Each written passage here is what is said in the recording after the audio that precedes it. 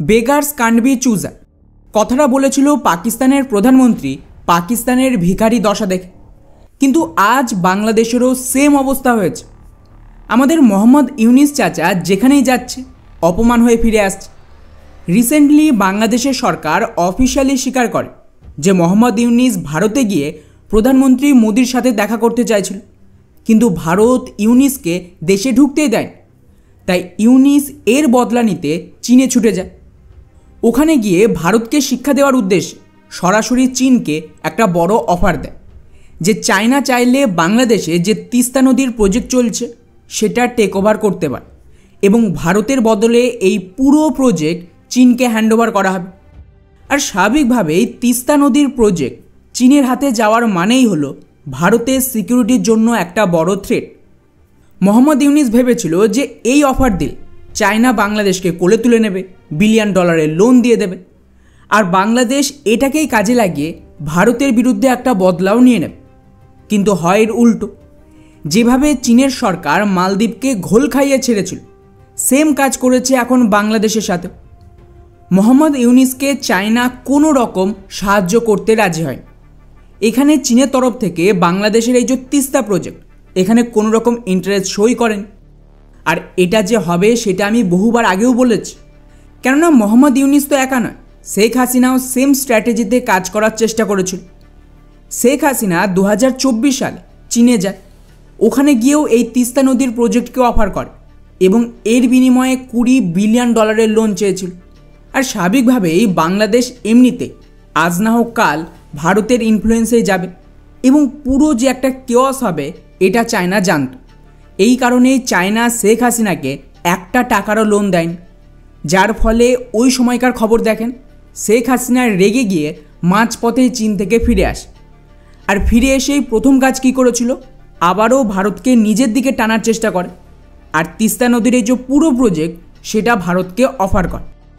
কিন্তু এতেও কোনো লাভ হয়নি, আর না ভারত শেখ হাসিনা সরকারকে বাঁচাতে সাহায্য করেছিল। 2024-এর রিপোর্ট দেখে যেখানে ক্লিয়ারলি মেনশন করা আছে যে শেখ হাসিনা ভারতের সাথে ডবল গেম খেলার চক্করে ভারত সাপোর্ট তুলে নেয় আর হাসিনাকে ক্ষমতা থেকে উৎখাত করা হয়। ওই সময় ভারত কিন্তু কোনো রকম সাহায্য করেনি হাসিনা সরকার বাঁচাতে। এই সেম স্ক্রিপ্ট এখন মোহাম্মদ ইউনিসের সাথেও হয়েছে। মোহাম্মদ ইউনিস প্রথমে ভারতের বিরুদ্ধে কাজ করার পর এখন বুঝতে পারছে যে বাংলাদেশের ইকোনমি তো প্রায় শেষ, কারোর পক্ষে আজকের দিনে বাংলাদেশকে বাঁচানো অসম্ভব ভারতের সাহায্য ছাড়া। তো এই কারণেই বাধ্য হয়ে এখন প্রধানমন্ত্রী মোদির কাছে সাহায্য চাইতে গেলে ভারত দেশে ঢুকতেই দেয়নি। তাই ইউনিস চায়নাতে গিয়ে শেখ হাসিনার মতনই ভুল করে। এই তিস্তা নদীর প্রজেক্ট চীনকে দিয়ে ওরা লোন চেয়েছিল, কিন্তু চায়না একটা টাকাও বাংলাদেশকে লোন দেয়নি। আর না চীনের সরকার বাংলাদেশকে নিয়ে কোনো রকম পজিটিভ কথা বলেছে। কারণ সাউথ চায়না মর্নিং পোস্টের রিপোর্ট দেখুন, এই রিপোর্ট অনুযায়ী এই মুহূর্তে যত দেশ বা সংস্থা চায়না সহ বাংলাদেশকে লোন দিয়েছে তারা বাংলাদেশের পরিস্থিতিকে মনিটর করছে যে পুরনো লোন ওরা ফেরত দিতে পারবে কিনা। তাই নতুন করে কেউ এই দেশের রিস্ক নেবে না। ফলে না ভারত বিরোধিতা করে কাজ হলো, না চায়না থেকে লোন পেল। তো সব শেষে এখন মোহাম্মদ ইউনিস শি জিনপিংকে রিকোয়েস্ট করছে যে লোন না দিলেও ওরা যদি অন্তত ওদের যে পুরনো লোনের সুদ সেটা কমিয়ে দেয়। কারণ স্বাভাবিকভাবেই বাংলাদেশ পুরো কাঙাল, লোন মেটাতে পারবে না। কিন্তু এখানেও চায়না কোনো রকম পজিটিভ গ্যারান্টি দেয়নি। ওরা জাস্ট এটাই বলেছে যে এ বিষয়ে ভেবে দেখবে। মানে সোজা ভাষায় তিস্তা নদী দিয়ে ব্ল্যাকমেলিংয়ের পুরো প্ল্যান এখন ব্যাকফায়ার করেছে। হ্যাঁ, এখানে কিছু বাংলাদেশি এসে আবার কমেন্ট করবে যে না, চায়না তো আমাদের আব্বু, আমাদের $2.1 বিলিয়ন ইনভেস্টমেন্ট দিয়েছে। তো তাদেরকে বলবো গিয়ে ভালোভাবে চীনের রিপোর্টটা পড়ুন। এখানে চায়না অ্যাসুরেন্স দিয়েছে, কোনো রকম লিখিত চুক্তি হয়নি যে ভবিষ্যতে $2 বিলিয়ন ওরা বাংলাদেশে ইনভেস্ট করতে পারে। কবে করবে, কী পরিস্থিতিতে করবে, কোনো রকম চুক্তি হয়নি, কেবলমাত্র একটা মৌখিক অ্যাসুরেন্স দিয়েছে। কারণ ইনভেস্টমেন্ট করা হয় ফায়দা নিতে। বাংলাদেশের গৃহযুদ্ধের মাঝে একমাত্র গার্মেন্টস ইন্ডাস্ট্রিও ধ্বংস হয়ে যাচ্ছে, লোন ফেরত দেওয়ার ক্ষমতাই নেই। এমন অবস্থায় চায়না ইনভেস্ট করে কী লাভ পাবে? এমনকি দুই দেশের সম্পর্ক নিয়েও চায়না কোনো রকম কথা বলেনি। যা বলেছে একা মোহাম্মদ ইউনিস নিজের মতন বলেছে যে দুই দেশের সম্পর্ক খুব গুরুত্বপূর্ণ, কিন্তু চীন সেভাবে পাত্তা দেয়নি। এখন প্রশ্ন আসছে যে চায়না এইভাবে বাংলাদেশকে সাইডলাইন কেন করে দিল? ওরা ভারতের বিরুদ্ধে তো বাংলাদেশকে কাজে লাগাতে পারত। এর জন্য বাংলাদেশ রেডি, বাংলাদেশের জনগণ রেডি। মোহাম্মদ ইউনিস একা না, মালদ্বীপের সাথেও চায়না এটাই করেছিল। এর উপর আমার ডিটেলস ভিডিও বানানো আছে। এর আগে শেখ হাসিনার সাথেও এটাই হয়। কারণ আপনাদের বুঝতে হবে যে এটা আগেকার সেই ইউনিপোলার বিশ্ব নয়, যেখানে ডলারের ফান্ডিং দিয়ে 2 বাকেট থিওরিতে কনফ্লিক্ট করানো হবে। এটা মাল্টিপোলার বিশ্ব।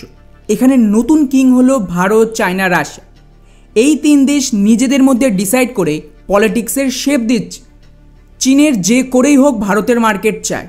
ওরা ভারতে ইনভেস্টমেন্ট করবে, কোম্পানির টেক ট্রান্সফার করবে, কোম্পানির একটা কিছু অংশ ভারতেও ট্রান্সফার হবে এবং ভারতের স্পেয়ার অফ ইনফ্লুয়েন্স থেকে চীন সরে আসবে।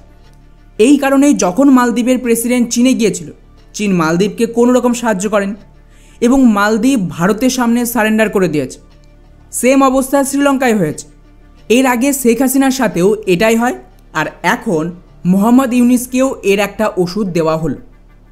আপাতত নতুন বিশ্বে ভারত চায়না খুব একটা বড় শত্রু নয়, বরং একসাথেই কাজ করবে অনেক জায়গায়। আর আমাদের এই মোহাম্মদ ইউনিস চাচা সো কল্ড নোবেলজয়ী অর্থনীতিবিদ হয়েও ভারতের সাথে পাঙ্গা নিতে গিয়ে চায়না, আমেরিকা আর ভারত 3 দেশ থেকেই লাথি খেল। এখন বাংলাদেশের কবরে মাটি দেওয়ার মতনও কেউ নেই। না আমেরিকা সাহায্য করছে, ভারতের সাথে তো শত্রুতা চলছে, আর চায়নাও হাত টেনে নিল।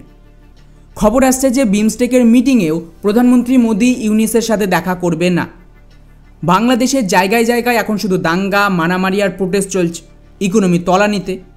গার্মেন্টস ফ্যাক্টরি একের পর এক শুধু বন্ধই হচ্ছে। এখন দেখতে থাকুন যে কিভাবে এই পুরো আতঙ্কবাদীদের দেশের অবস্থা পাকিস্তানের থেকেও ভয়ঙ্কর হয়ে ওঠে।